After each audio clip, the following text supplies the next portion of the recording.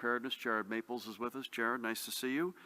And the man to my immediate left, the Department of Education Commissioner, Dr. Lamont Repillette.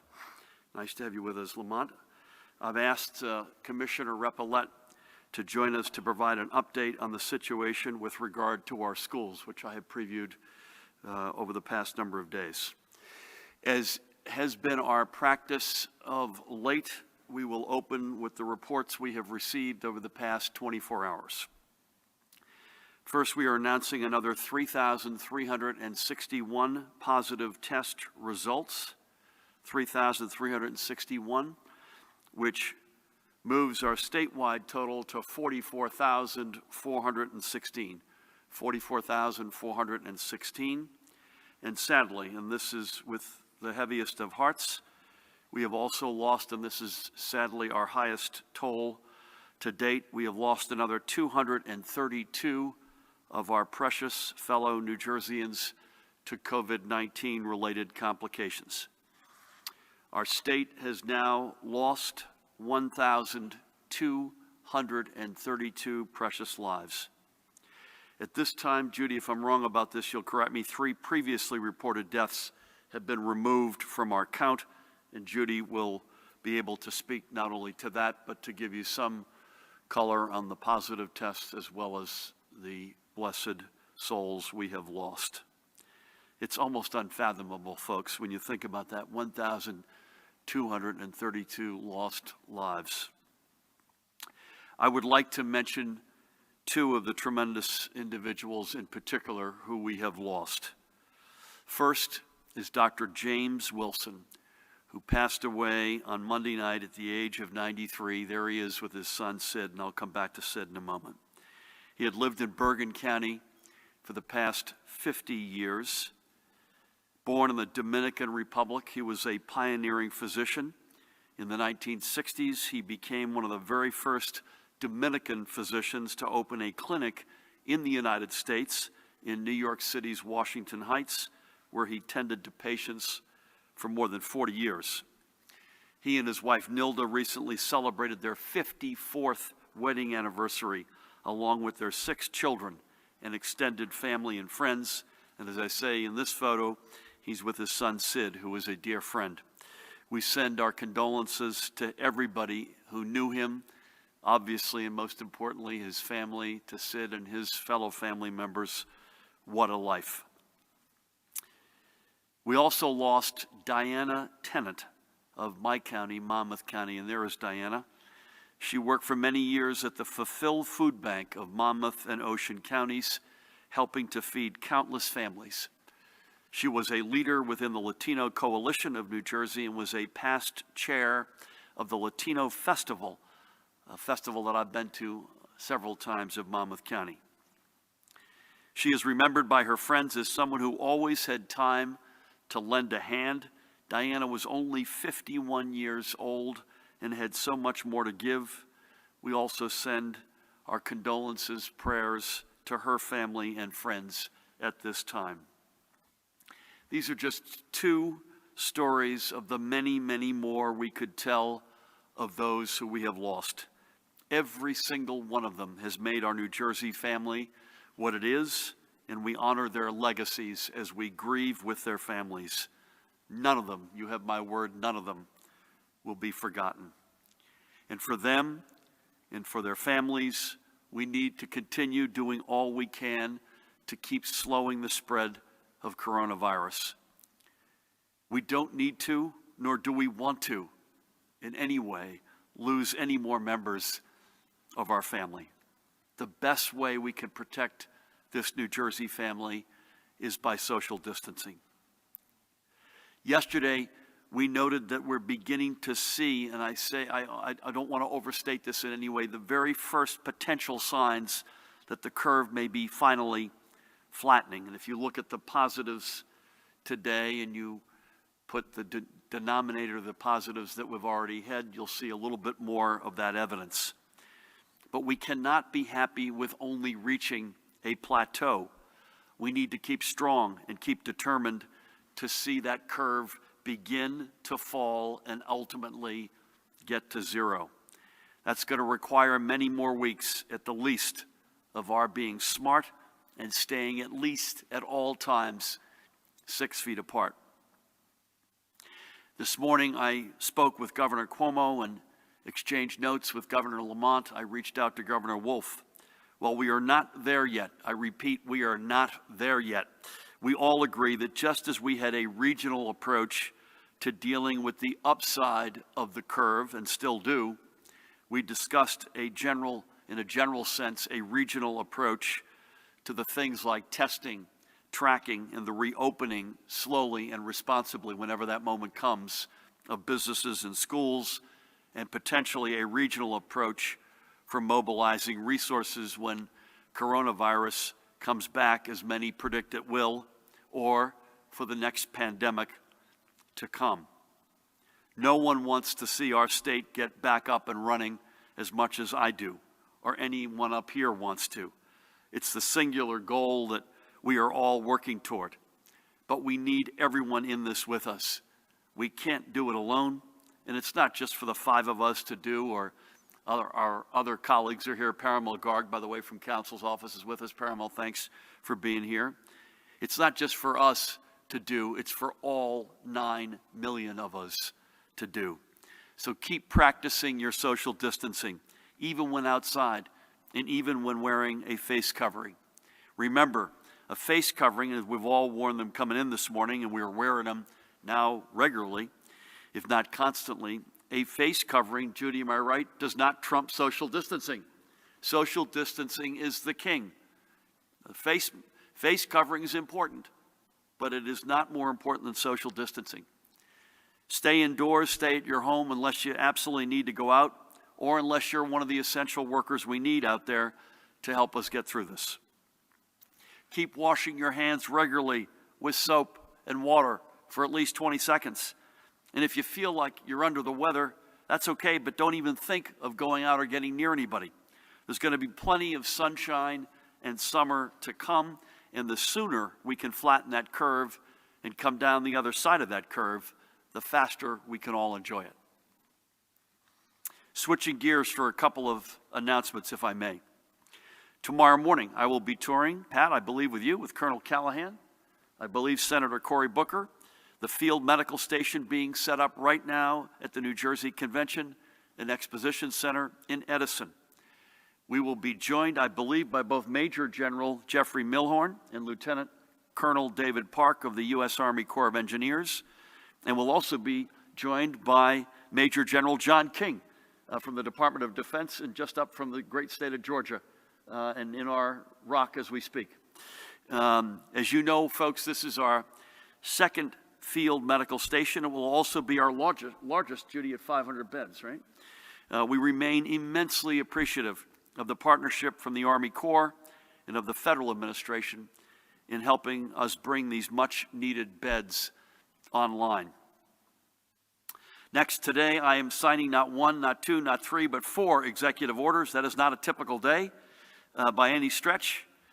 Number 1, I am extending by 30 days the public health emergency I initially declared on March 9th. These declarations, unless extended, actually expire after 30 days. So this ensures we'll continue on our current war footing for at least another 30 days. Second, I am signing an order, and I don't do this lightly, and I don't do it with any joy, to close all state and county parks in the state of New Jersey. We have seen far too many instances where people are gathering in groups in our parks, erroneously thinking since they're outside, social distancing doesn't matter. Nothing could be further from the truth. We understand that staying at home is hard. We get that. And then you need to get some fresh air. But you must do this close to home. Take a walk or bike ride in your neighborhood or at a park in your town that is open. And by the way, the decision, unless Paramount corrects me, of municipal parks to be open or closed is up to the municipality. That is a decision that is made locally by the municipality. And by the way, don't travel to somebody, if you hear your town's parks are closed and the next towns are open, please don't travel to someone else's parks. We need 100% compliance to flatten the curve, and unfortunately, that now requires us to take this step. And again, don't think that I take this action lightly. Some of my fondest memories with my own children and Tammy are beautiful spring days in parks playing soccer, going for a run, enjoying our family. But my focus and our focus, our sole mission right now, is the health of every New Jersey family. And we must not just flatten this curve, we must crush this curve. My final two orders pertain to our public schools. Charlie, I hope you're listening wherever you are. I am signing an order to extend certain deadlines for boards of education that still operate on an April election timeframe, because their elections, as you heard a couple of weeks ago, have now been postponed until May 12th. There are only a few more than a dozen districts statewide which still hold to the April timeframe, and my order will ensure that they have enough time to certify their budgets and make staffing decisions for the following year. My final order follows my directives last month indefinitely closing our public schools and canceling our statewide assessments. First, I am waiving the student assessment requirement for graduation this year, including the portfolio appeal process. This means that the 13,000 current high school seniors who have not yet satisfied the student assessment requirement will no longer have to submit a portfolio appeal in order to graduate. This order also waives the use of student testing data for educator evaluations, which was not feasible anyway, given that we have canceled this year's standardized tests. I thank the man to my left, Dr. Repillette, and his team for his work with, among others, the NJEA, lawmakers, and stakeholders on this, and for the work to come on a process for properly evaluating our educators without this data. Couple of announcements on testing.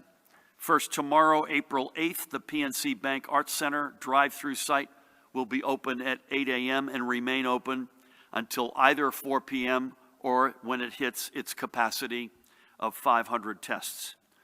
The Bergen Community College site will be closed tomorrow, but it will reopen on Thursday, April 9th. Additionally, and this is a little bit of a switch, both of these sites will be open Saturday, April 11th, for 500 tests apiece, and they will both be closed for Easter Sunday. Separately, Gloucester County will open a testing site tomorrow at Rowan College of South Jersey. This site will operate for Gloucester County residents only and is by appointment only. To receive a test, you must be pre-screened for symptoms. Again, in a world of scarce resources, we must focus and continue to focus on symptomatic folks. You could be pre-screened for the Gloucester County site by calling 856-218-4142, 856-218-4142.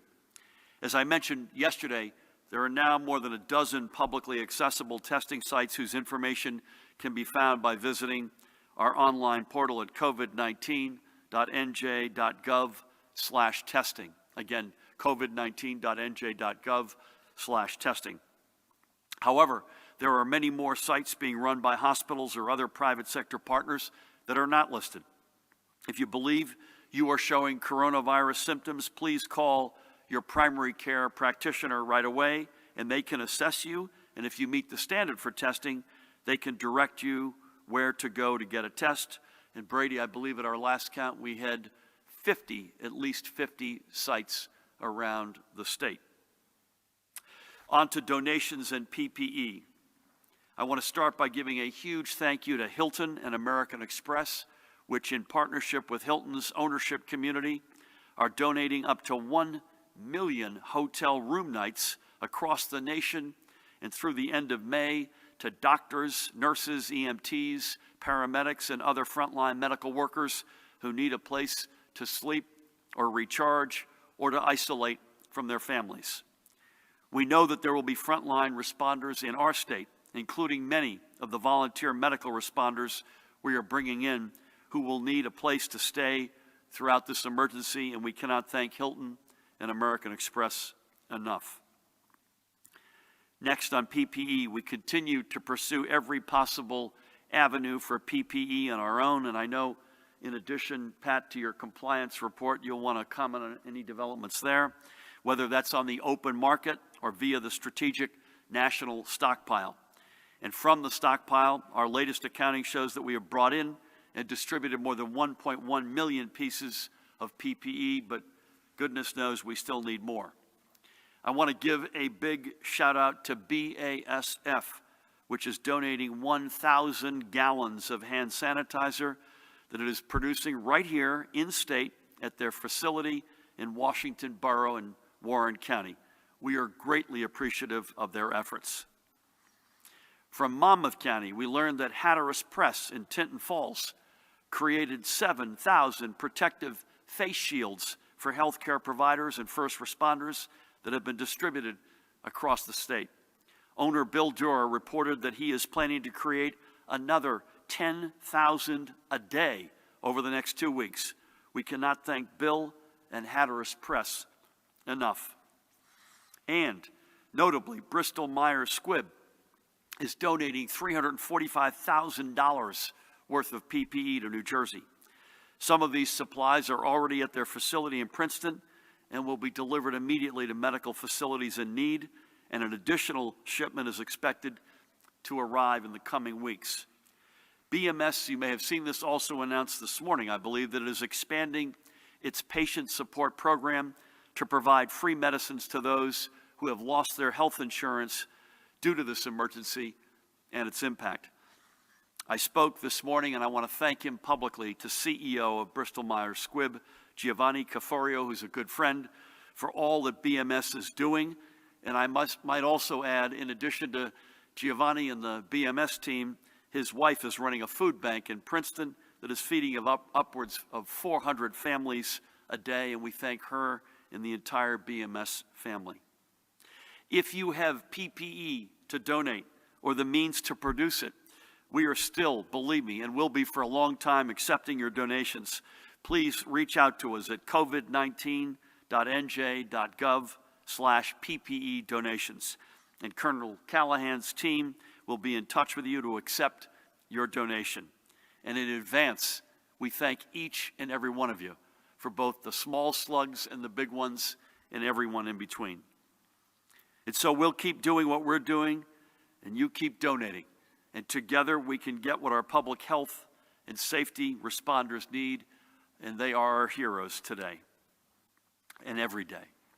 First, before I close, I want to give a huge collective thanks to the communities across the state who are getting creative in celebrating their friends and neighbors' major milestones while practicing social distancing. Tammy and I had a call with members of our team this morning with faith leaders and thanked them particularly in this, with Passover beginning tomorrow. We're in the midst of Holy Week, Easter on Sunday, Ramadan not too far down the road. All of us have the inclination to want to come together, and we can't. We must resist that at all costs. And there's been enormous cooperation around the state, both by community leaders and faith leaders, and the creativity is extraordinary. So folks are getting creative, in particular, as I say, as they celebrate their friends and neighbors' major milestones, sadly, including funerals and memorials, while at the same time practicing social distancing.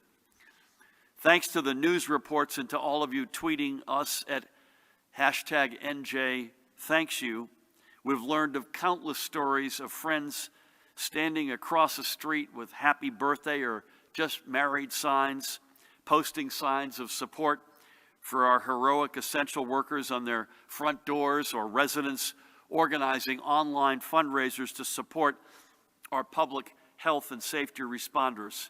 This is precisely the community spirit we need right now to get us through this time. We can't be physically together, but what you are doing to ensure that your community knows that everyone is being thought of and everyone is being celebrated, that's how we do it. I want to share another idea before I turn things over to Judy that was sent to my way by my dear friend Bill Lavin. Bill is the former president of the State Firemen's Mutual Benevolent Association, or FMBA, and he's a retired Elizabeth firefighter. Today he founded and he runs Where Angels Play Foundation, which builds playgrounds for kids who need a safe place to be kids, in memory, by the way, of fallen kids. And it has a global reach. Recently, Bill's team lost a longtime volunteer to COVID-19. They couldn't gather with her family to mourn her passing, but they wanted to do something to let them show how much she meant. So they took up a collection and they purchased gift certificates to that volunteer's favorite restaurants, which they then gave to her family. In doing so, they are supporting a small business that really needs a helping hand right now. And once this emergency ends, the family will be able to gather and eat at a place that was so special to the loved one that they lost. I think that's a good place to end my formal remarks today. We will get through this unequivocally. We will be able to be together as a family, as one family again. But to do so, we must continue to keep what we're doing right now and have been for the past many weeks to flatten the curve, break the back of that curve, and then get to that better place where we can all be better, where we all can be close and be together again.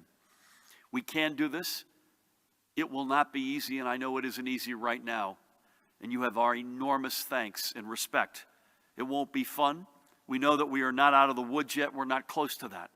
And that more residents, sadly, will fall in, and some will not be with us when we get to the other side. But we have to do this to make sure that those numbers are as low as we can make them, and certainly as low as they otherwise would be. We get there together, folks, as one extraordinary New Jersey family. Keep doing what you're doing. Keep staying home. Keep staying a distance from each other. And if you do that, we will get there. We are all in this together. We'll only come out of this if we stay together by, ironically, right now, staying apart. With that, please allow me to turn things over to the woman who needs no introduction, the Commissioner of the Department of Health, Judy Persichelli. Thank you, Governor. Good afternoon. As I've mentioned before, we are being vigilant about all of the residents in New Jersey, especially the most vulnerable, those in mental health facilities, long-term care facilities, pediatric long-term care, and state and county jails. We know these individuals are at risk because of the congregate settings within which they reside. As I've shared with you, our long-term care facilities continue to be severely impacted. Right now, 188 of our long-term care facilities in the state have at least one COVID-19 case. On Saturday, I spoke with the head of the Long-Term Care Association, and I advised him that if the facilities weren't complying with state law to notify staff, residents, and families about their outbreaks, that we will release their names of those of are not in compliance. We are still contacting each and every facility to make sure that they are releasing the information and to receive documentation of that. A majority of them are telling us that they're complying. But what we are learning is somewhat more disturbing. They have also shared with us that they feel they don't have sufficient resources or sufficient staff to take care of their patients. So we decided this morning, the team at Department of Health, that we have to develop a statewide plan to assist the nursing homes that are experiencing outbreaks and also shortage of staff and equipment. This will be a whole of government approach. It will cover from North Jersey to South Jersey. It will require, in some cases, for patients to be moved around, and that's extremely disturbing to elderly individuals. But for those that have not been exposed, we want to keep them safe, and for those that have been exposed or perhaps diagnosed positively, we want to make sure that they get cared for. The department has also been closely monitoring our 4 state psychiatric hospitals. Currently, there are 46 staff members and 34 patients who have tested positive for COVID-19. So we're working with the hospitals to conduct surveillance and implement the infection control protocols to reduce exposure. The Department of Human Services, has reported 24 positive cases, including 1 death among the 1,200 individuals that they serve at our developmental centers in the state. The Department of Corrections has reported a total of 67 employees, 5 inmates, and 3 individuals in their residential communities that have tested positive for COVID-19. The Department of Corrections website identifies those numbers and are broken down by facility. The department is in close communication. The Department of Health is in close communication with all of our sister agencies on these impacted populations.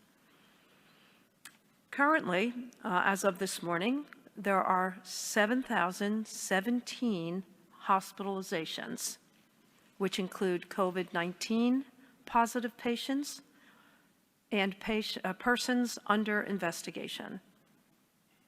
1,651 individuals are in critical care, and 94% of those individuals, 1,540, are on ventilators. You may recall that in our worst case predictive modeling, we shared that we may have 8,000 critical care cases with 7,000 on ventilators.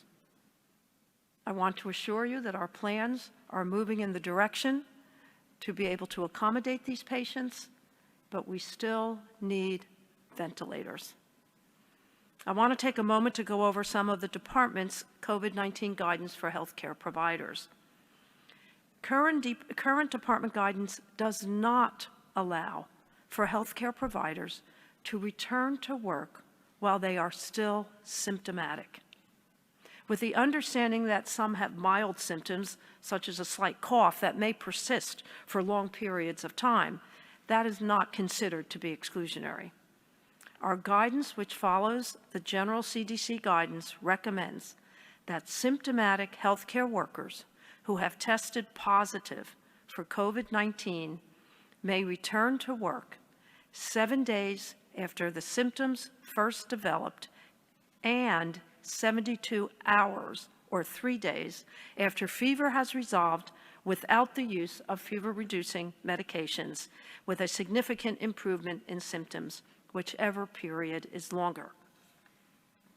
Although it's not recommended that those without symptoms get tested, should an asymptomatic healthcare professional test positive, they should continue home isolation for 7 days after their first positive COVID-19 test, provided that they remain asymptomatic. And out of an abundance of caution, they should also be masked while at work. If an individual has no symptoms, tests positive, they can discontinue isolation when at least 7 days have passed since the date of their first positive COVID-19 test. Please go to the Department of Health website or the CDC website for more information on this guidance. It is important to follow these recommendations to limit the spread of COVID-19 in our state. As the governor mentioned, we are reporting 3,361 new cases for a total of 44,416 cases in the state. And yes, sadly, 232 new deaths have been reported to the department, of which 33 were residents of long-term care facilities. So there are now 1,232 fatalities in our state. As the governor mentioned, 3 of the deaths reported yesterday were removed from our count. These numbers change occasionally because after further investigation, we find more details that could lead to the individual being removed from our count, such as a death being reported in New Jersey, but turns out the individual may not be a New Jersey resident or not meeting the criteria to be classified as a death due to COVID-19. Of the deaths totally, the trend continues: 60% male, 40% female, 1% under the age of 30 or 11 cases, 5% 30 to 49 years of age, 17% 50 to 64, 32% 65 to 79, and 45% over 80 years. 60% or 435 of our cases are reported as individuals who report as white, 24% or 175 as Black or African American, 5% reported as Asian, and 11% as other. And at this point, 44% have documented underlying conditions. However, there are 670 cases that are still under investigation for underlying conditions. And as reported, 10% from long-term care facilities. So, of course, we offer our sympathies to the families who have lost loved ones, and as in the past, and now in this most spiritual of times in our calendar, I remind you to stay connected, support one another, reach out to those, your relatives and friends who are alone or with you may be fearful. And remember, be careful, be safe, be healthy, and stay home. Thank you. Judy, thank you. You may have said a positivity rate on the testing. Did you say that? I did not. Let me just find that. That- The positivity rate is tracking the same, over Just been low to 40%. Mid-40s? Yeah, Yep. mid-40s. Also, top 5 counties in total cases. This is stayed about the same, although Hudson has really shown over the past several days. Unfortunately, it's closed in closer to Essex. So you got Bergen number 1, Essex number 2, Hudson 3, Union 4, and Passaic 5. So those have continued to be the 5 counties with the most cases now for 7 or 10 days. On the positivity rate, we have tested 89,911. The positivity rate is 43.77%. That's 39,353 testing positive. And again, we'll remind everybody a couple of things. Number one, these are overwhelmingly symptomatic people. So they're going to be, Ed, unless you disagree, they're going to be on average less healthy than the average New Jersey resident. And secondly, we're getting these, I'm not sure what we think our current delay is, but these are specimens that we're announcing today that were collected 12, maybe as 10 to 14 days ago, right? Yeah, the commercial labs are all overloaded as well. And then we continue, and it's early, and I'm proud of the fact that we've added it. But again, I think Judy and I both agree it's imperfect, but you're beginning to get some sense of race of the fatalities. Bless their souls. And one of the things that we're focused on, and many are focused on, is that not that that's the only metric by which one can draw conclusions, but it is overwhelmingly the case that even in peace times, never mind in times of war, such as the one we're in now, that communities that are usually left behind are further left behind. And it doesn't correlate entirely to communities of color, but invariably that's the reality that we're dealing with. And so the more we, as Judy and team go through this, and with each passing day, the better a handle we have on the profile of these blessed fatalities, the better we'll be able to react and respond to the community work that's going to need to be done to pick up the pieces going forward. Long-term care facilities, again, Judy, you mentioned 188. 188, and that's almost exactly half of the long-term care facilities in the state. Well, there's 375 long-term care facilities and another probably 200 assisted living types, dementia homes. Yep. So put it all together, it's still a number that we're so concerned about. And so this is going to be an area that you mentioned with the state plan. That's something we're going to be coming back to folks just to give them more color on what that looks like over the days ahead. Pat, with your blessing, I'm going to turn to Lamont next, and then we'll have you bat cleanup. Is that okay with you? Again, great to have the Commissioner of the Department of Education with us. One of the most dramatic steps we've taken is to shut schools in this state, period, public, private, religious, all. And it's something that we've never done before. And as we said at the time, we wanted to do as good a job as we could to get out ahead of what we thought some of the challenges would be. the ability to learn remote, period, but also for the big chunks of our state which don't have ready access to devices, to be able to feed kids when their most reliable meal every day is from the school. The general challenge of remote learning and all of the extraordinary work that our educators and moms and dads are doing.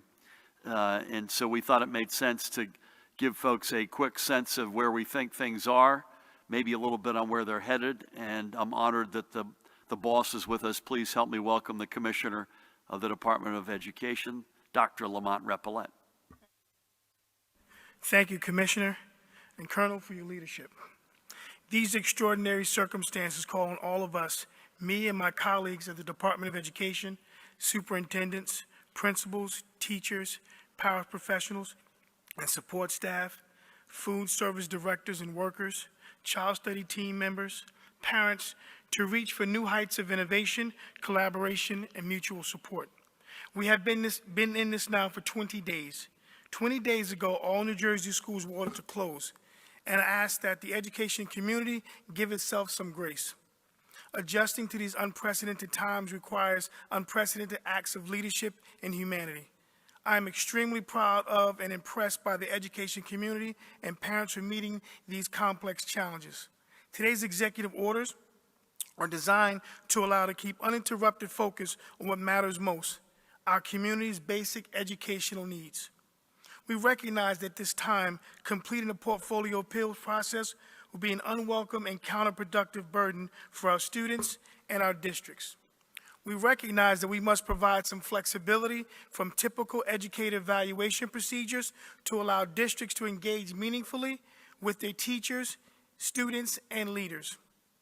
These adjustments are necessary to allow districts to continue the important work of providing critical educational services to all of our students in light of the complex challenges we face. I'd like to highlight some of that work, Governor. Please. Instruction and technology. As schools and districts began preparing to carry out closures, the department strove to provide every flexible available to empower school leaders to continue providing instruction to students. That was phase one of the department's COVID preparedness work, meeting the needs of students and meeting the 180-day requirement. In phase two, we have been gathering feedback and data from districts on their successes and challenges in implementing their instruction. To make good on our commitment to equity of access to instruction, the department had to better understand the digital divide and how the state can go about bridging that divide. A survey distributed to every district helps us better understand this landscape and our ongoing challenges. 70% of districts have reported that at least 90% of their students have access to the internet at home. But to help fill gaps, districts across the state are actively helping families connect to the internet at home through activities such as connecting eligible families with free internet services, providing donated or purchased hotspots, launching public-private partnerships to boost internet access, and working with local public libraries to lend hotspots to families.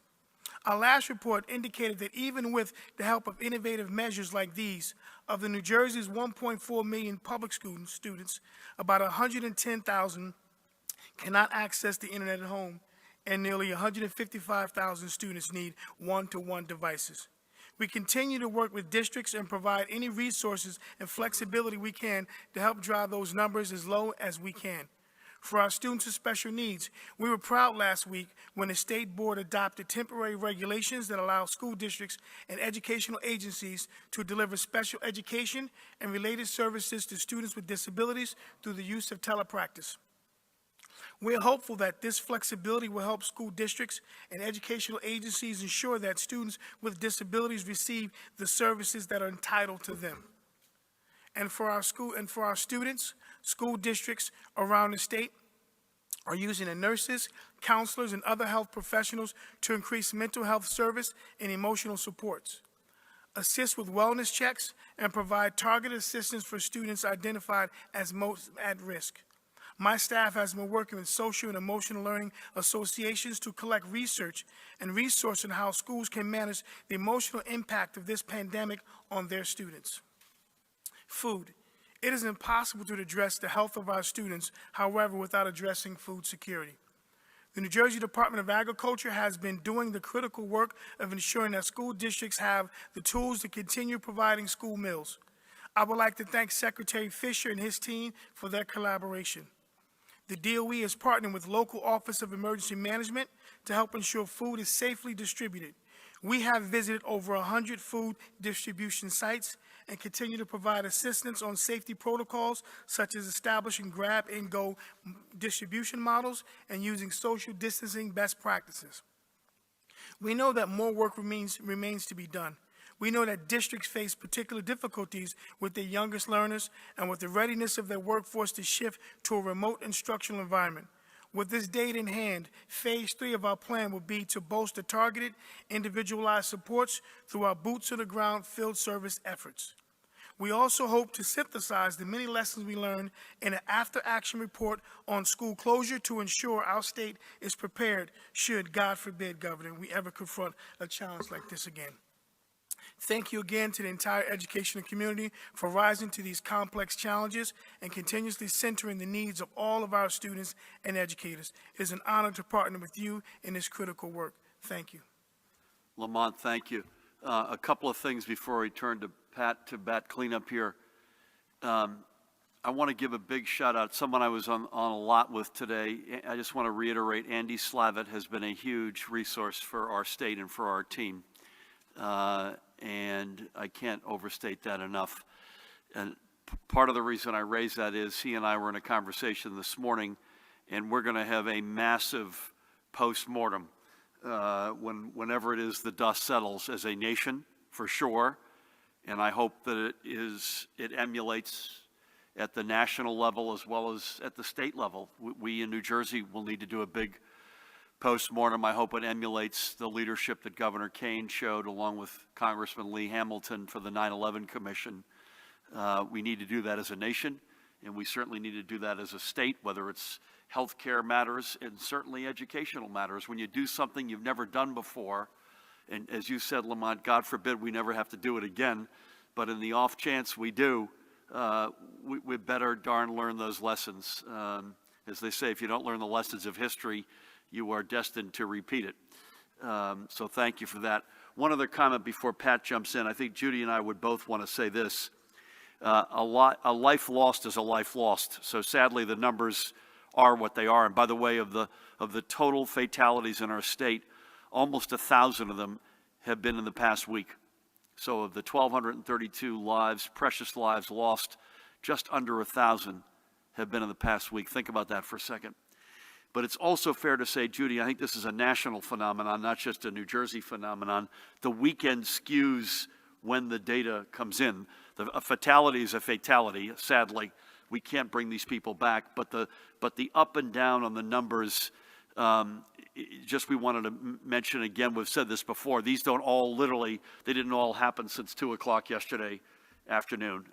Is that fair to say it's a multiple day reality that comes to it? Yeah, and reporting during the weekends, Weekend it has in been particular. noted nationally that it's not as accurate. So if you average it, if you smooth this out, you average it out, it's still, we don't like the numbers, but it's about 130 a day, Saturday, Sunday, Monday. And a life lost is a life lost, and nothing we could do to bring them back. Our job collectively, all 9 million of us, by the way, is to lose as few lives and have as few people sick as possible. So thank you for that. Dr. Lamont Repollet, thank you for your leadership and for your remarks. I'm sure folks will have questions. Colonel Callahan, as usual, the bat cleanup on compliance, on PPE, any other matters. Department of Defense update. Great to have you, and thank you for your leadership. Thanks, Governor. Very quickly on PPE, in addition to the tens of millions of orders we have from the state for PPE, we do have a request into FEMA for 4.5 million N95 masks, for 5.7 million surgical masks, for 6.8 million gloves, for 3.9 million gowns, as well as 3.8 million face shields. We have more than 1,000 medical beds on order for the upfitting of that hospital capacity relief team that's out there trying to upfit wings and mothballed hospitals. And I think one of the greater stories, which I don't even know if it's been reported yet, was last night we received word from the state of California on the Emergency Management Assistance Compact, EMAC mission.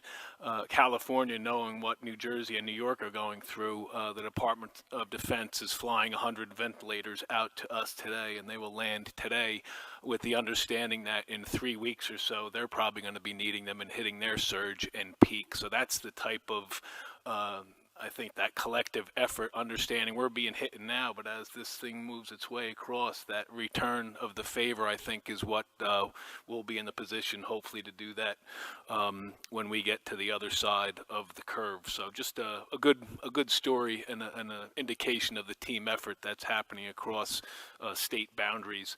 With regards to compliance, I just want to lead with a story from the Attorney General's office in conjunction with the Division of Alcoholic Beverage Control. If you recall, last week I had reported a pub up in Blairstown was cited twice. Well, the Attorney General Graywall, and Director Graziano from the Division of Alcoholic Beverage Control are seeking to revoke the liquor license of that establishment in an indication that not only will the violation of the executive orders not be tolerated and zero compliance, but that the Attorney General, as well as the Division of Consumer Affairs and all the licensees and the regulatory functions they oversee, including Division of Alcohol Beverage Control, that they have that authority too to go after those licensees and revoke them. So I think I thank the Attorney General for his action and leadership in that regard. Just a few on the overnight. Elizabeth, there was a domestic violence stabbing incident on that subject while being taken into custody, coughed and spit on the officers, indicating, screaming that he had COVID.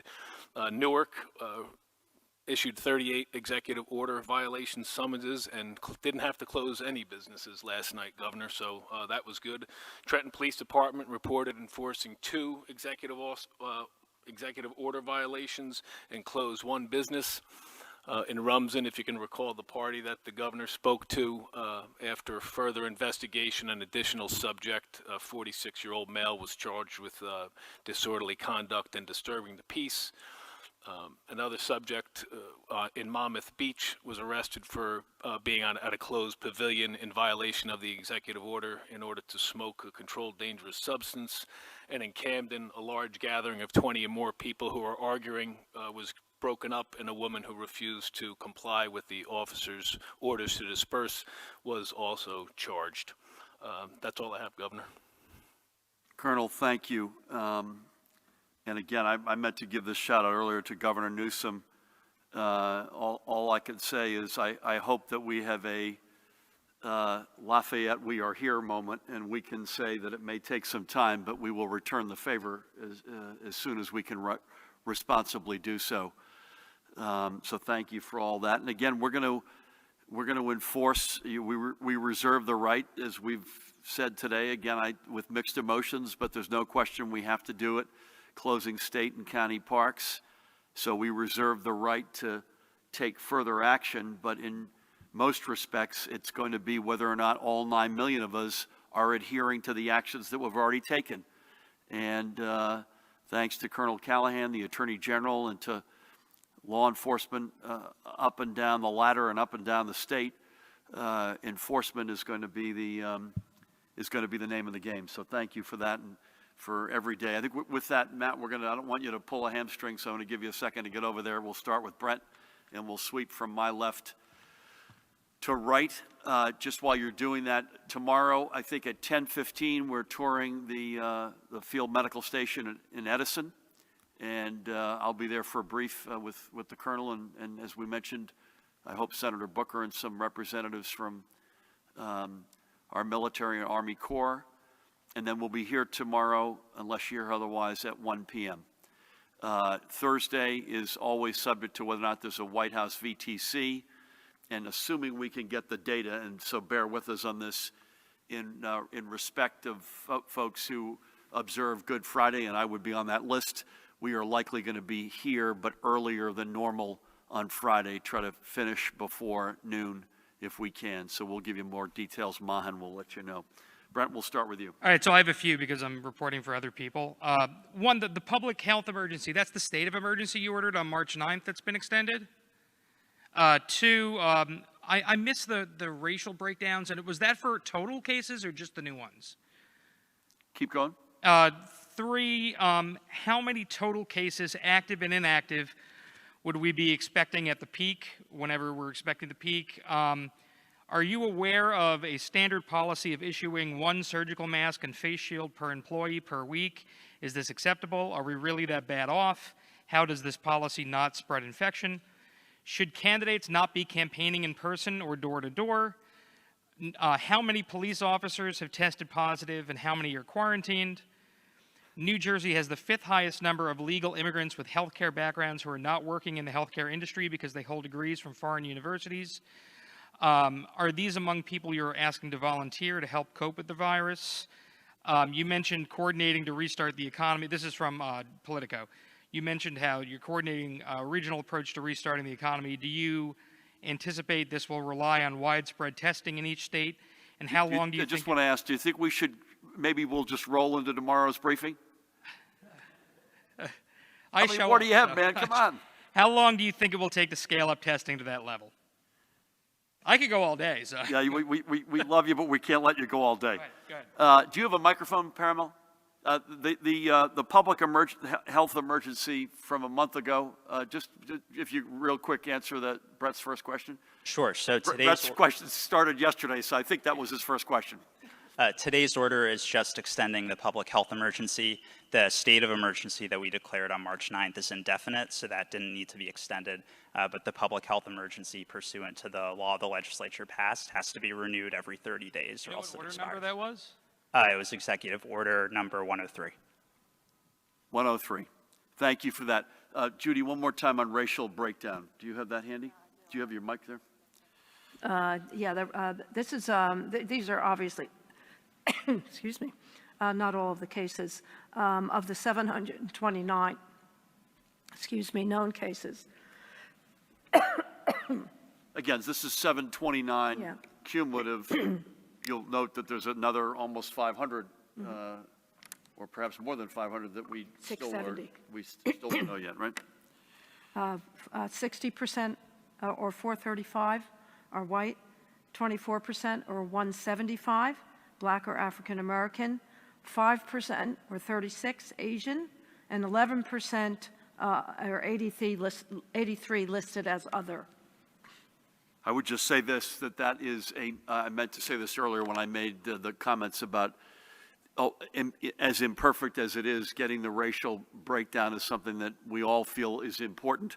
Just without knowing what's in the other category, the number that jumps out is the African American number as it relates to the overall population. That is a meaningfully higher percentage, at least of that cohort, than it is in the state of New Jersey. Judy, total cases, as I remember these, total cases at peak? According to the Lashmi model, I believe it was 37,000. I've thought 36. I'm in the same neighborhood. Yeah. Again, this is, remember, the Lakshmi model we showed you yesterday had as the runaway freight train number of folks who are infected as just about 3 million. Good news and bad news. Good news is, based on the evidence that we have, and this is a, we're in the second or third inning maybe at most, but based on what we now know, we've brought that number down, the range for that number down meaningfully in terms of total persons infected. The Lakshmi model, and again, I'm not referring to Chime, but the Lakshmi model's worst case is 509,000, as I recall. Yeah, it's over 500. Over 500,000 infected, and from that, 35,000 folks would require, 35 or 6,000 require hospitalization. Again, may I just say this? Those are still huge numbers, and the 36,000 hospitalizations, no matter all the heroic efforts that are being put in to expand capacity, that is outside of any realistic ability of us to withstand that. So the social distancing must continue. We have no choice.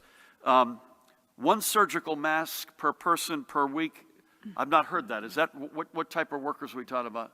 It's a question from one of my colleagues sent me, so I'm not sure. I'm not aware of that. Are you? Yeah, I'm not aware of that either. We are looking at what hospitals are currently doing in New Jersey, because some hospitals are determining their own guidance, and we're looking at what's going on nationally, making sure that we have the appropriate masks for the clinical staff. We are looking at putting out guidance for masking after we finish finding out what the rest of the nation's doing. I'm not sure who you may have in mind, Brett. I'm not running for anything right now, but my personal opinion is people should not be going door to door campaigning, period. That's not what we need right now. Stay at home, pick up the telephone, send an email, send a text, unless I get any disagreement from the right. Police officers, number of infected, did you have? I'm sorry? A number of police officers who have tested positive, and how many are quarantined? I got that, Gov. Okay, Pat. As of today, as of this morning, it was 562 statewide tested positive, and right now 2,941 are self-quarantining. Thank you. Pat, do you have any, I should know this, what's the denominator total law enforcement? I think it's 36,000. I was going to say 35, so Yeah. it's the same. This seems to be a convenient number, by the way, 35, 36,000. Just looking at and I'm looking at, how many quarantine again, pardon me? Almost 3,000. Almost 3,000. So we had, to give you an idea, within the next 48 hours, 111 will be back to work. So we're on a daily call with Cycling through. just always making sure that we're able to provide law enforcement. This is another reason. I mean, we've talked about the heroic healthcare workers, the first responders who have to go in and enforce what we're talking about. They're putting themselves in harm's way, and they're doing this at less than capacity. Brett, your illegal immigrants question, you said we're top It says, five. this is again from colleagues. Yep. I get like 30 colleagues send me questions a day. No problem. New Jersey has the 5th highest number of legal immigrants in healthcare who are not working in the healthcare industry because they hold degrees from foreign universities or do not speak English well. Are these among the people you are asking to volunteer to help cope with the coronavirus? The answer is yes. We were pretty definitive about the fact. My friend Felix Roque in West New York was pounding away on this point for many days, and the answer is yes. But they've got to go through a process, right? So they've got to sign up in the regular way to sign up and volunteer. It's the volunteer page on the COVID-19.nj.gov. And then you were saying your last one was. This is from Politico about the regional approach to restarting the economy. Will that rely on widespread testing in each state, and how long do you think it will take to scale up to that testing level? I would say too early to tell, and perhaps other governors would have more color on that. But I mean, the House is still on fire, and we're still fighting the fire. But we acknowledge, and that was the basis I was on last night with the Center for American Progress. I mentioned Andy Slavitt earlier. That was the basis of a lot of the part of my conversation with Governor Cuomo.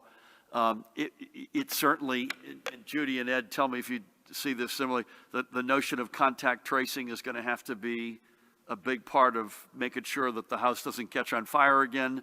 There's going to need to be infrastructure. You know, what's a restaurant look like? You know, do you have somebody with a temperature gun at the outside? And what are the protocols going to be for servers and capacity and distance? I think too early to tell, but we can't, I do know this, we can't wait X weeks or a couple of months to begin to be, we have to start that, which now, and we think that if we do it on a regional basis, just as we did when we closed the economy and we closed our states, we'll be a lot better off for that. Ed, anything you want to? Yes. What the governor said, basically, you know, right now when we're hopefully moving towards the top of the curve and we have 44,000 cases and that sort of thing, contact tracing and all those people is just not possible. As we begin to slide down the curve, as our number of cases decrease, then yes, certainly beginning to go back to that basic epidemiological response where you try to find those people, you try to isolate them as soon as possible, it becomes extremely important. Thank you for that. I think we're going to Dave next. Dave, good afternoon. Hi. So, Governor, as you are, I'm sure, are aware, high school graduation is a big deal, not only for the kids, but their families, relatives, and so forth. And it seems extremely obvious at this point, even in the best case scenario, we're not going to have large gatherings for high school graduations at the end of May or June. Question for you and the commissioner. If there has not been any specific plan made in terms of delaying those ceremonies, possibly, as the commissioner had indicated to me before the press conference started, what would your advice be to families in terms of how to look at this issue? Would it be possible that we may have bigger kinds of celebrations later in the year that the individual schools might suggest? Is there going to be a virtual graduation when kids graduate at the end of the school year, which presumably is not going to start again, and so forth? Another question for the commissioner. You had mentioned that 110,000 kids, I believe, in New Jersey did not have any access to the internet. So that's like 10% of the state's children. How are they learning? What are they doing? In simple terms, are they getting any lessons? Or is there, I mean, what, if anything, is being done with regards to trying to help those kids at least have some kind of structure and assistance and learning and so forth? And the final question for the woman who needs no introduction. You had mentioned the plan by the state to try to help the long-term care facilities and separate those patients who may be asymptomatic or we don't believe are sick now. But as we know, this can be tricky because they may appear to be asymptomatic. Obviously, this is a plan in flux and you're just starting to put this together, but can you talk a little bit about how this is going to be handled? Would they, if they're moved, would they be in a quarantine situation? Is everybody going to have to wear masks?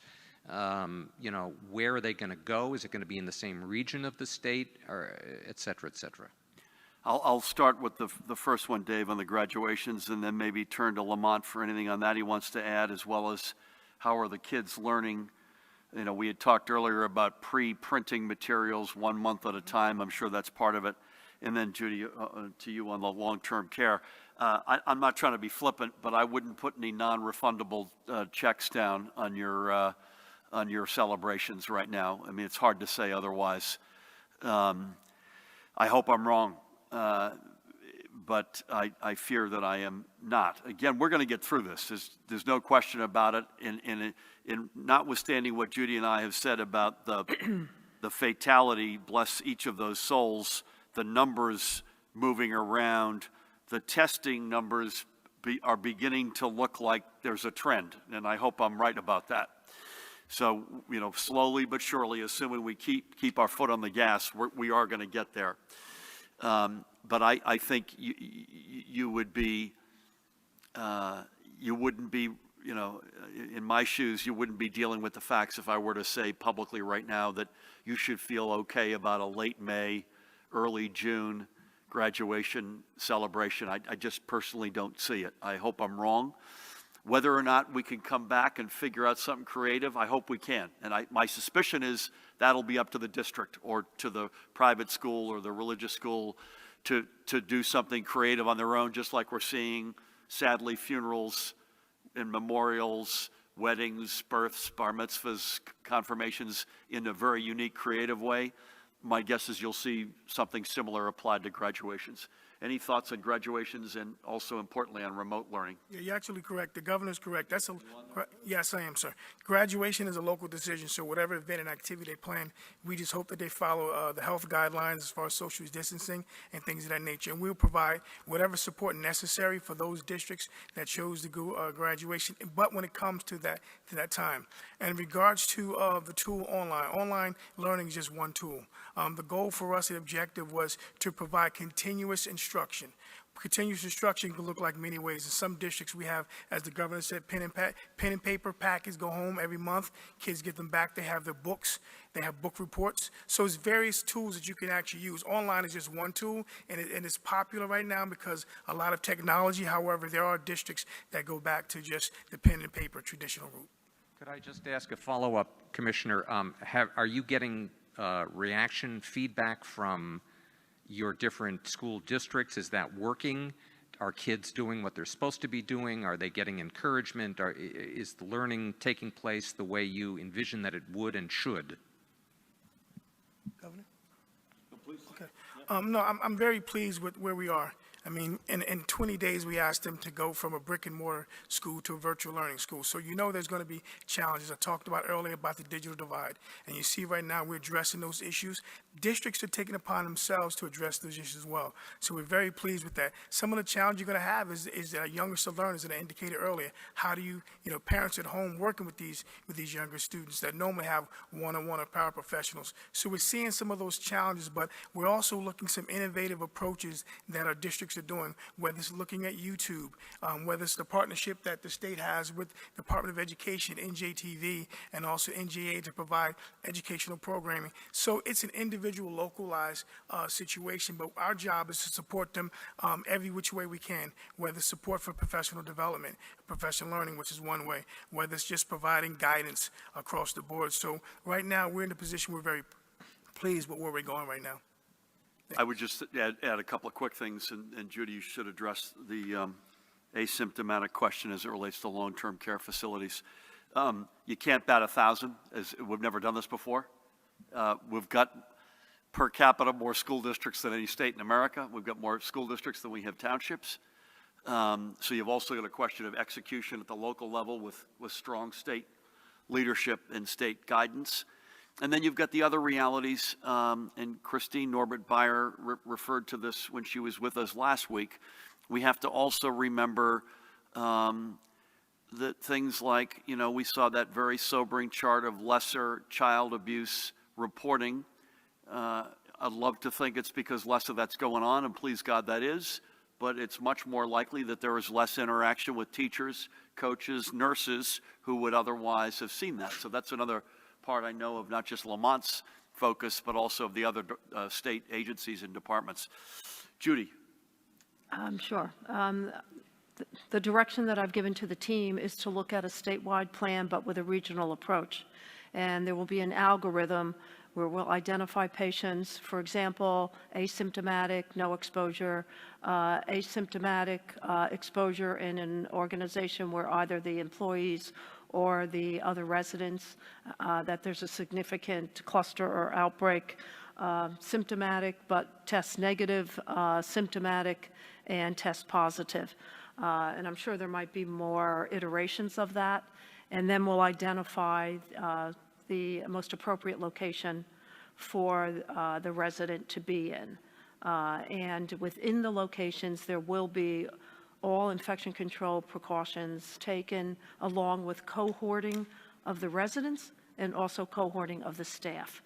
We have found that staff going from facility to facility and then within facilities have lend itself to some of the problems that we're seeing. So the algorithm is going to be a little deep, but we think we can do it, and actually we must do it. Thank you, Dave. Thank you, Judy. Do you have something, sir? Governor, a couple questions for the reporters at NJTV News. So as long as we've been getting together like this, we've been talking about people who aren't listening or adhering to your social distancing guidelines. Is there a tipping point where you implement a full lockdown? Is that on the horizon?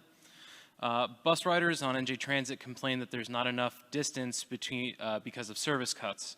NJ Transit is saying it's only a few bus routes that are affected by this, and they don't have enough manpower to add more service. But riders that have no choice but to take the bus don't feel safe. Do you have a comment on that? And finally, in business, can you update us on how the process for collecting unemployment is going, since there's so many people who are trying to get unemployment and just can't seem to get through? So I think that these are largely on me, but anyone who would like to come in, please feel free to jump in. I think as you've seen today with state and county parks, which is a big step, we are, the question of a full lockdown, there's not much left that we haven't bolted to the floor at this point. We are still looking at a few other, Judy's just been, in answer to Dave's question, long-term care facilities is an area where we know that we need to even drill down even further. We've talked about corrections I think our commissioner is going to be with us at the end of the week. Homes for the developmentally disabled, psychiatric hospitals. There are certain pockets of our state, of communities of our state, where we know we need to be as sharp as we can be. But there are other steps that we're considering, but we've taken most of the big ones that we think we both need to take, and at the same time allow the state to reasonably and responsibly get on its feet in a reasonable time frame. On NJ Transit, and Dan Bryan is here, who spent a lot of time there. You've got to, we want to know if folks are having that experience, go on our website and let us know explicitly which route that was. NJ Transit's got the challenge right now, and I'm not absolving a bus that's overcrowded, but diminished service. Their ridership is down, I think, 93%. They've also got manpower challenges, which are real. And when we hear these stories, we want to make sure we run them down. And there's still a lot of particularly essential folks who are using buses in particular to get to, healthcare worker, by example, get to a hospital. So I'm not going to say we're batting 1,000, but we do want to know those experiences. And I can't throw a rock at NJ Transit because I know that ridership is way down. Service has to somehow approximate that, and they've got real manpower issues.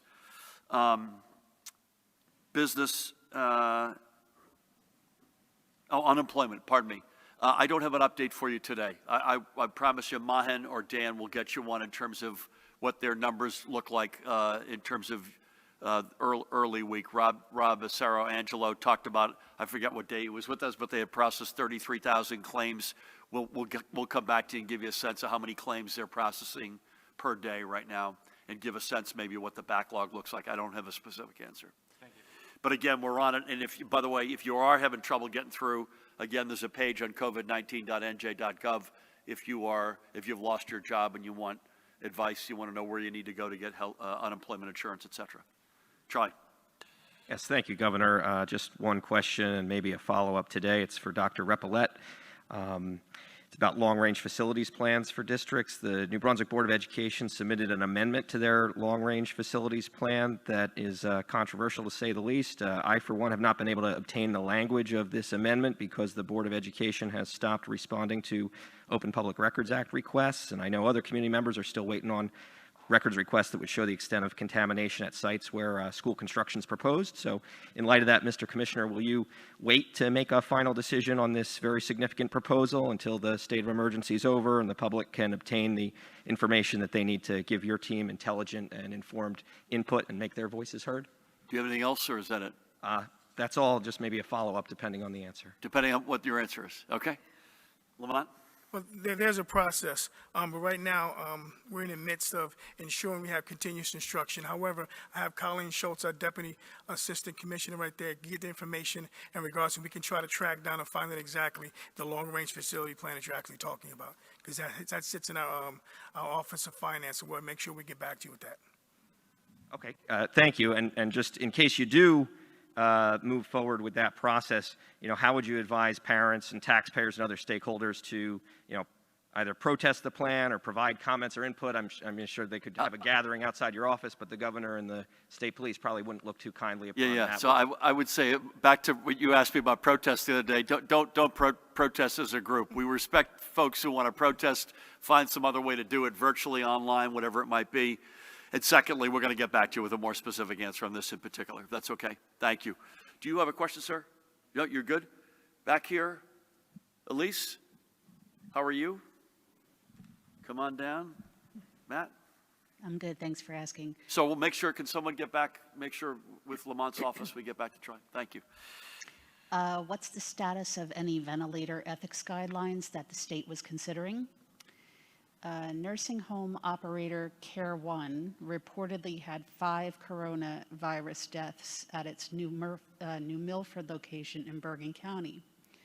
Care One issued a statement saying it wasn't prudent for it to update the public daily on coronavirus in its nursing homes. What information exactly have you told nursing homes to make available, and to whom? What is the deadline? How much information does the state have from nursing homes on hand? Are there penalties for noncompliance? And has Care One responded to the state's request for information about New Milford and its other locations? And finally, a FEMA question.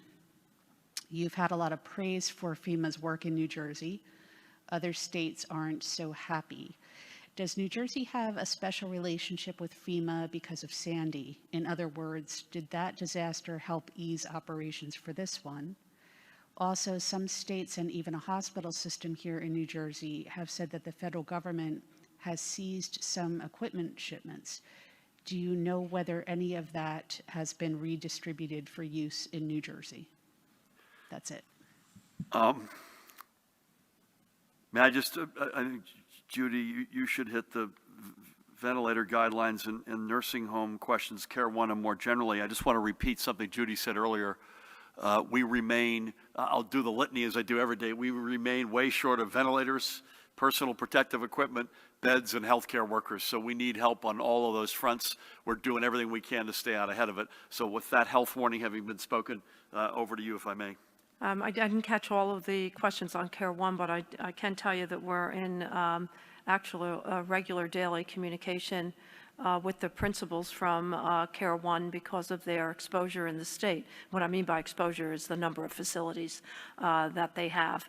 And we're working with them to determine whether their facilities can support the statewide plan, along with a number of other systems that have a number of facilities within the state. Specifically, Elise, I'm not sure what else you wanted about Care One. I just didn't hear it. Well, I'm asking what you've requested from nursing homes throughout the state, what the deadline is, and to whom this information will be made available, and has Care One responded to the state's request for that information, and are there any penalties for noncompliance if a nursing home operator chooses not to disclose coronavirus information?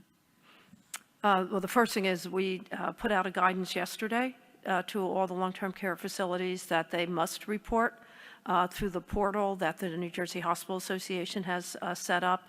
I have to tell you, I think that they're all reporting. I don't get any indication that they are not reporting, particularly their COVID-19 individuals, residents. I just don't have indication that they're not reporting. And by the number of reports that we have, which are over 1,000 at this point, I believe they're reporting. I think the penalty would have been we named and shamed, right? Yeah, and we still may have to publish along with the statewide plan what this looks like. I just don't want to put out information and say, there it is. Right. We have to put out information and say, here's the plan. But are individuals who have family members, will they be privy to the information that's being put out? In other words, what is the purpose of collecting this information? Is it solely for the state's benefit, or will this information be disclosed publicly, and when?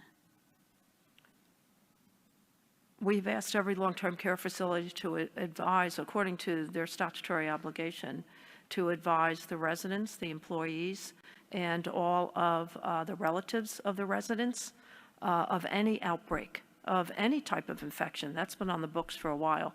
We reminded them of their responsibilities, and as I shared today, we're calling every single one of them and asking to show evidence of documentation that they have either sent a letter, an email, or made a phone call to the individuals noted in the statute.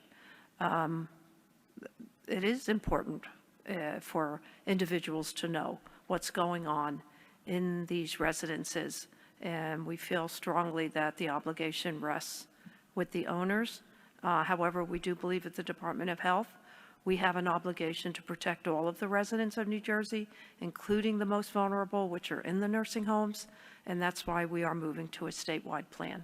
Again, the onus is, and we're going to go to the FEMA questions because we got to keep rolling here, but the onus, if it's your loved one who's in nursing home X, it's nursing home X's responsibility to communicate with you and next of kin. It's less, I would think, less valuable to hear about aggregate data or data that relates to some other loved one's nursing home. FEMA, I think there are several elements to this, but when I give you a quick answer, I'd love Colonel Callahan to come in behind me on this. I think the elements that I would suggest are common ground that any state, and our state, for obvious reasons in particular, has been able to find with the administration and the federal government as a general matter. I think it also depends on the relationship you have with the particular FEMA region, in our case, Region 2, and Tom Von Essen is the guy who runs it. Number 3, as Pat Callahan may have mentioned, I think he did, the Army Corps matters here, and the relationship with FEMA does matter, and Sandy experience actually is relevant at many levels, including some of the specific players who are still on the scene, who are now working with us. So I think it takes, and I hear this all the time. I have nothing to do with this because it's Pat and Judy and their teams. I heard this from the general who's up from Georgia this morning. He said, you all have a really, the Rock is a unique asset. You've got really good people. You've got a war room mentality. Keeping the barriers low between parts of government is a huge part of the mantra that we've tried to execute on from day one in peacetime as well as in a challenge like this. So the fluidity of the relationship between Judy and her team, just to pick, and Patton and his team, or when Lamont's making a decision about shutting schools, the fact of the matter is people get around one table. That all matters, I think, in our ingredients into having a good relationship. Pat? I would agree, Governor. I think across all the pillars of emergency management, we are shoulder to shoulder with FEMA, from preparedness, response, recovery, mitigation.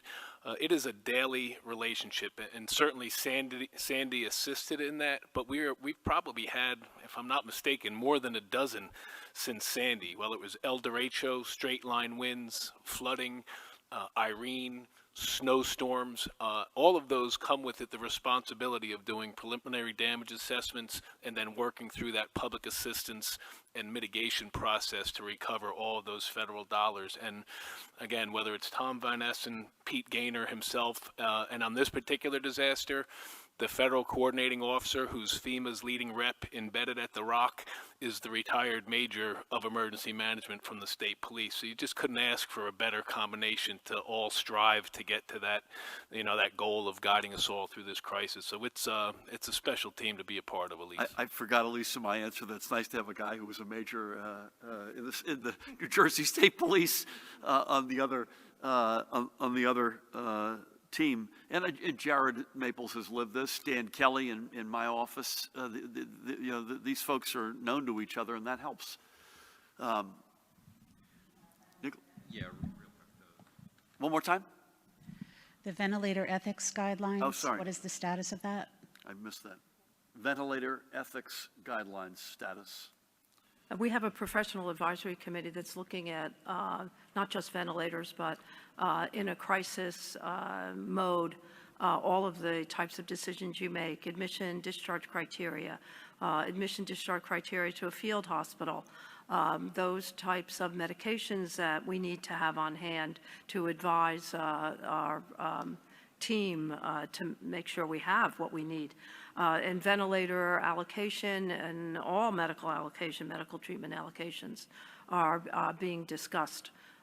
So we will be coming out with some guidance for the individual hospitals.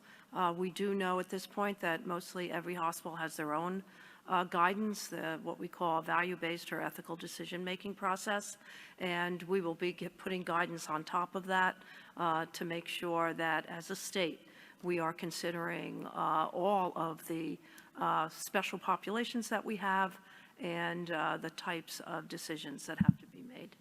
Sorry about that. I forgot that question. But secondly, just as a general matter, when folks hear these questions and then they hear our answers, the point is not to shock people or make them feel uncomfortable. It is to give folks the confidence that while we are hoping for the best, we're considering all alternatives, all paths, all considerations. We have to. We would be abrogating our responsibility if we did otherwise. As again, this is a war with two fronts. One front continues to be all 9 million of us pounding the heck out of that curve, staying at home, keeping away from each other, and lessening the burden. The other front is making all the decisions, capacity and otherwise, over here in the healthcare system. Please God, the 9 million of us, the so many, do the work over here so that the so few over here don't have to deal with these eventualities. And we have the capacity that we need to be able to digest this crisis. So thank you. Again, sorry I missed it. Nikita.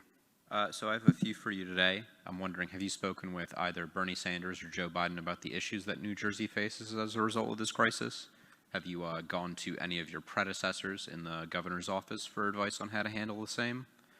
And on compliance for either you or Colonel Callahan, have there been any issues of election-related noncompliance incidents, whether it be political events or canvassing or anything of the like? And then lastly, have there been any changes, or are there any changes under consideration for safe haven laws in the state? For what, sorry? For safe haven laws. Okay.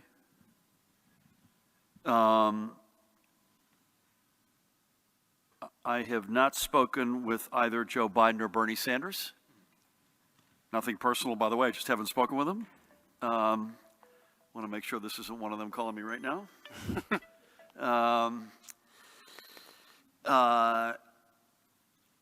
Predecessors, I'm sure I have. I'll have to come back to you on that. I'm just, I know I've gotten inputs from a lot of folks. I get that constantly. I'm sure that was one of them. I mostly have looked, frankly, at models of what's worked and what's not worked in other challenging times in the past. So, Pat, are you aware of any election-related noncompliance? I think I would be, and I've not heard of any. Nor am I. I'm not at all. And safe haven laws, Paramount, anything you want to add to that? No, I don't think we've had any discussions on that. I don't think we've had any not that I've been a part of, and I assume we didn't know. Thank you. John. To quickly follow up on some of the things that Lisa was asking about nursing homes, is there a deadline for the nursing homes to disclose this information to you, and if there's any penalties to be assessed on that? And then I have questions regarding the decisions, Governor, you were talking to other governors about reopening things. What specific benchmarks are you looking at to make the decision about reopening things? And the way things were shut down in New Jersey, it was a rolling into the full lockdown. Do you envision, or have you discussed whether restrictions will be lifted all at once or eased into? And again, have you, in making these decisions and talking about them, have you thought about how you're going to do this again if needed, if there's a bounce back in the virus? And again, following up on the New Jersey transit questions, is there any consideration at all to halting New Jersey transit services if, especially in the crowded bus lines, that social distancing can't be maintained, and given the staffing shortages, there's almost, I think, 800 or so employees on quarantine and several ill. And again, on the developmental disability in the psychiatric hospitals, is there widespread testing of employees right now, or just symptomatic employees? And can you give any specifics about the Hatteras Printing Company, how that donation came to be, who did it? And a while back, you signed an executive order about providing hospitals required. John, you're starting to sound a lot like Brent. There's a lot of questions. Yeah. You signed an executive order for this hospital to provide information to you guys, and you said that would at some point be made public. Can you provide the daily updates in terms of hospitalization, ICUs, all of that in the charts that you presented at the beginning? Because people are really wondering how many people are sick, are they getting better, what's it looking like? And that's one of the biggest questions we're getting for that kind of information. Let me hit a couple, and then Judy.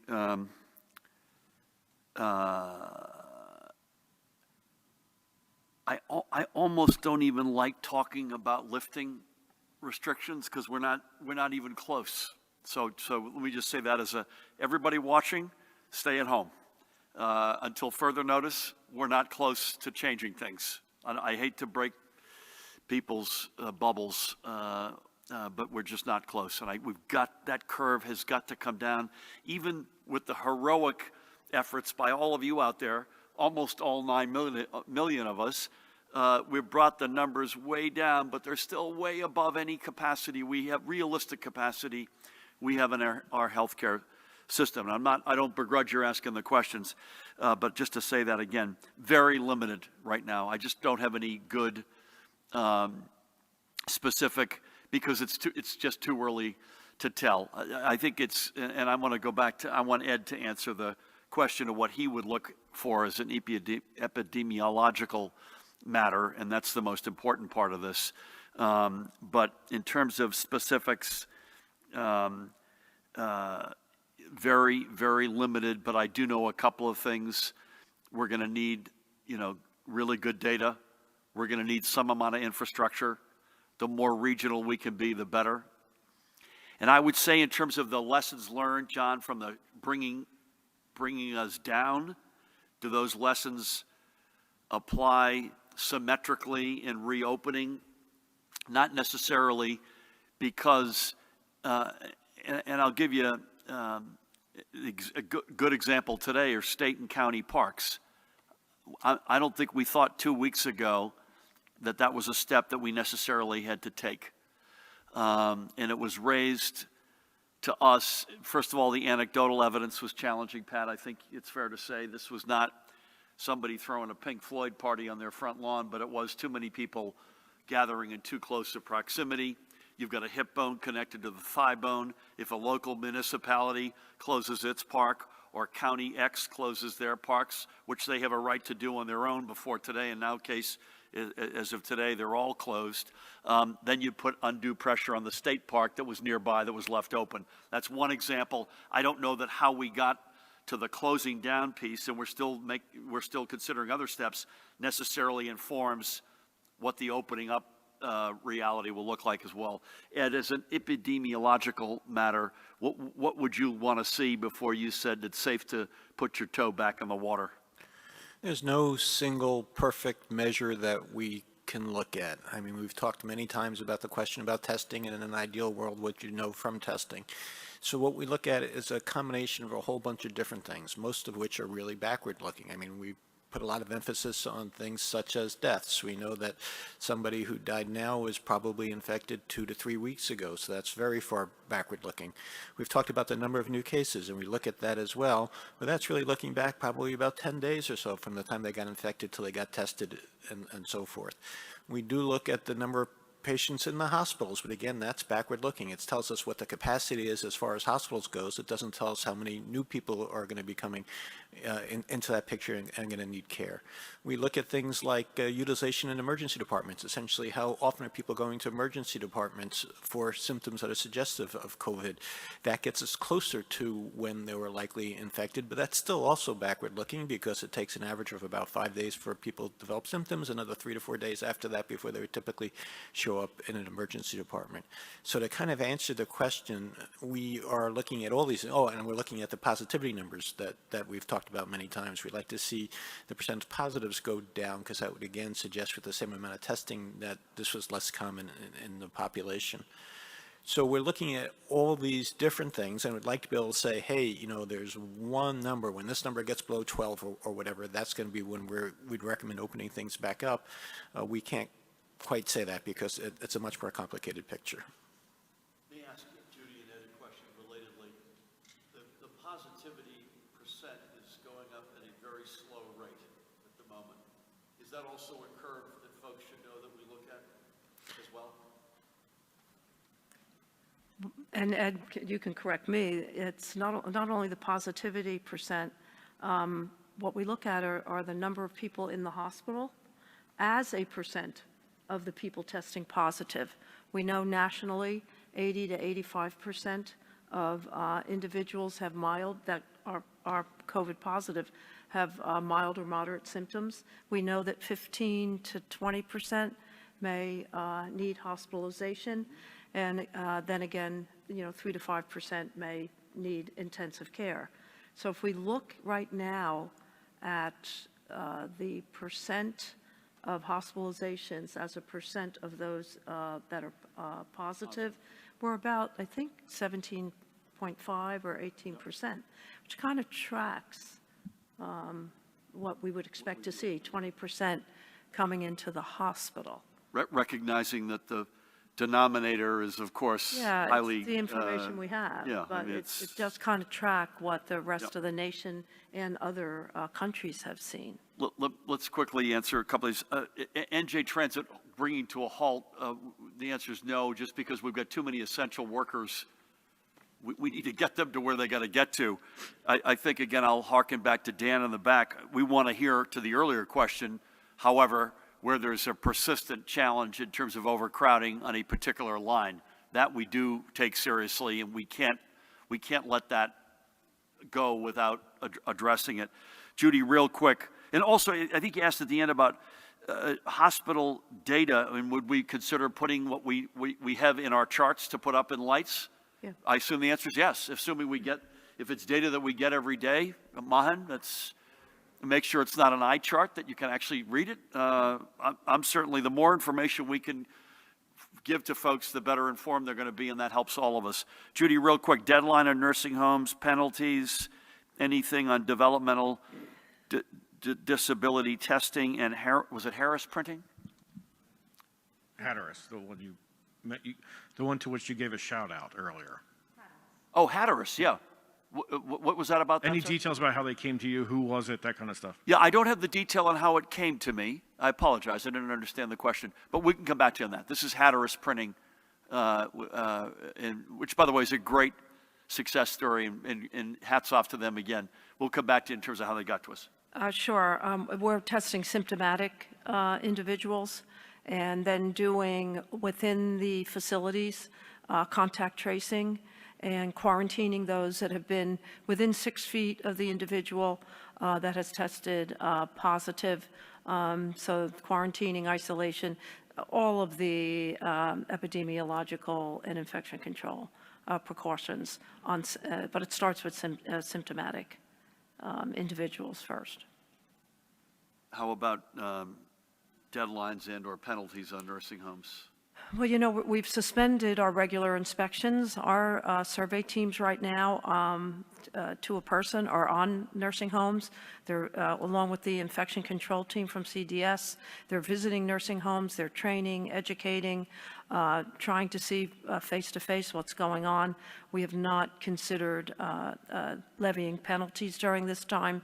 Our work is to try to improve the situation and make the right decisions for the residents.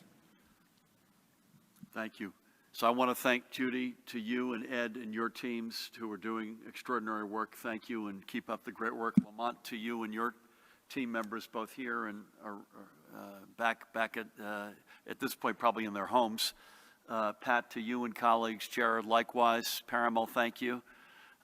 Again, we will be in Edison at about 10:15 in the morning, surveying the field medical station.